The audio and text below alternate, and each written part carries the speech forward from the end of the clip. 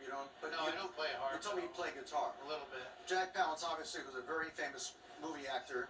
Yep. And I did not know that he collected musical instruments. No, he got other instruments. He had a beautiful grand piano, a Steinway grand piano. So he was an enthusiast He at was some an level. enthusiast. He had a home up in Drums, Pennsylvania. He was a very avid collector. When did you think this was made? My paperwork said it was a 19th century harp, and the only ones I could see that looked familiar to that, and tiny and small, I thought probably that's correct.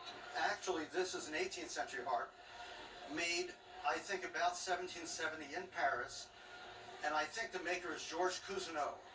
Cousineau was well known as a harp maker of pedal harps, and you can see the pedals. It's got 7, but 2 are missing.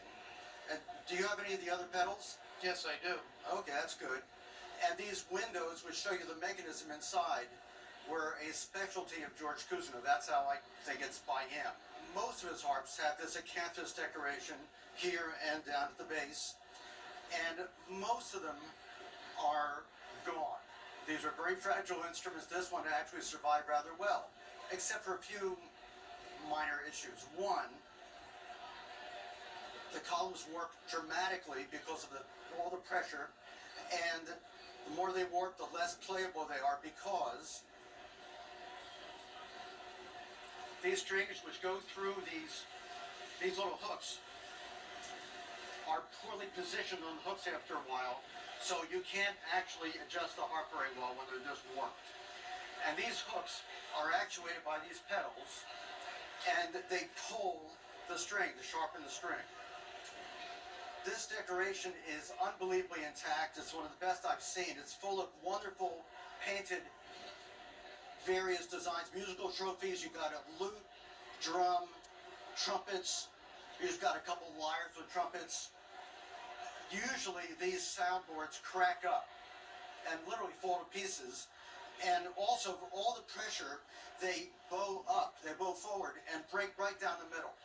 So this is incredibly intact. The Paris harps of the period were the revered harps. Marie Antoinette played a harp of this type, very similar to this, by a similar maker. And I noticed also, it's got the label from the Jack Palance auction, which I don't think adds to the value particularly, but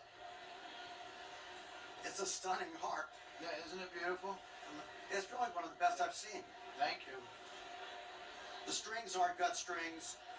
You don't want to restring this with modern strings. You don't want to tighten up the strings because that might break the soundboard. There's nothing that you really need to do to this harp. It's not missing any big pieces, which usually they are.